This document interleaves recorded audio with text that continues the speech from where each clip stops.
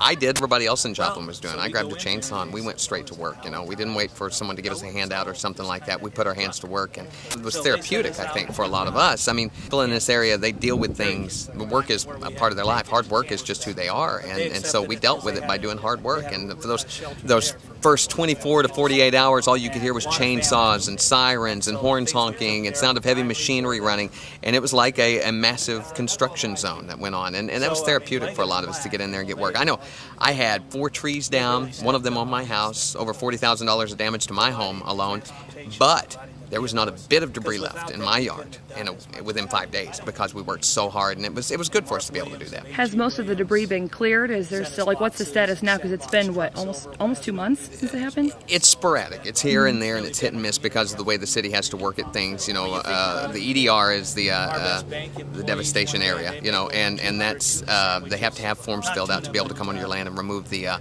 debris. So it's kind of, they can go to this house. You'll see certain areas that are completely cleared down to the dirt, and then next door to that will be a house that's still a pile of rubble. Oh, wow. And then next to that will be one they're working on. So it's kind of here and there. So is there any way you can prepare me for what I'm going to see? No, there's just no way to prepare you for it. It's like nothing you'll have ever seen. Roofs. I mean, that's a new roof. That one is, I know. All up and down the street, everybody's got new roofs. This video is going to be like shaky because I'm not even watching it.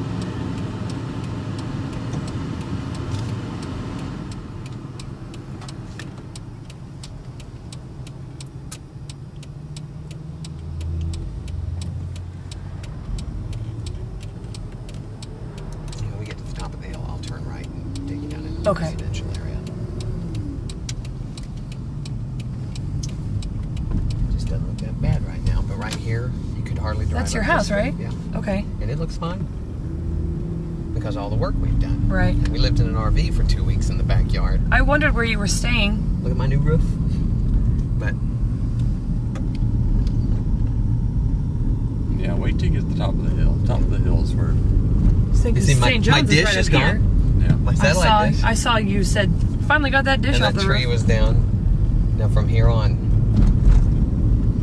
the big church at the top of the hill. Mm-hmm. Well, they've taken all the structure down. They still had frames up yesterday. Oh my God! This was all houses. I know. We'll turn and go down through here.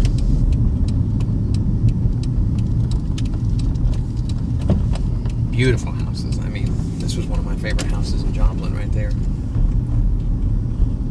And now it's so clean.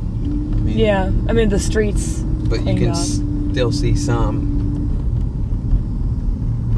They've just got so much work done. The trees is what gets me. Which they do have a plan for tree removal. Lynn Onstop was telling me the other day that the city is going to take care of the trees. They don't have everything finalized on that yet. They were saying how people think of their trees kind of like pets, you know, and they're very touchy. Well, they're always there. Yeah, and I hate, but I know all the 3 remainers that I have standing are going to have to come down. They were twisted and split in half. Debarked? Debarked and split in half. They were literally twisted. I mean, in the day after the tornado, there's no way you could have driven on this street. No. It was as crowded as that yard was there. All of this was out in the road.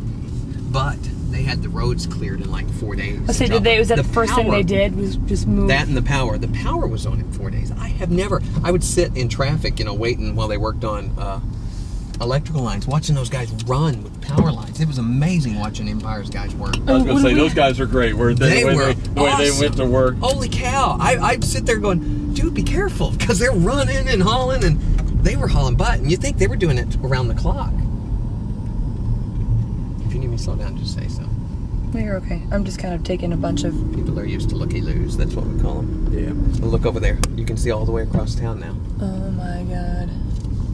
It's just stripped. First, I walked up here right after the tornado. We found a dead man and his wife in the house right up here on the hill.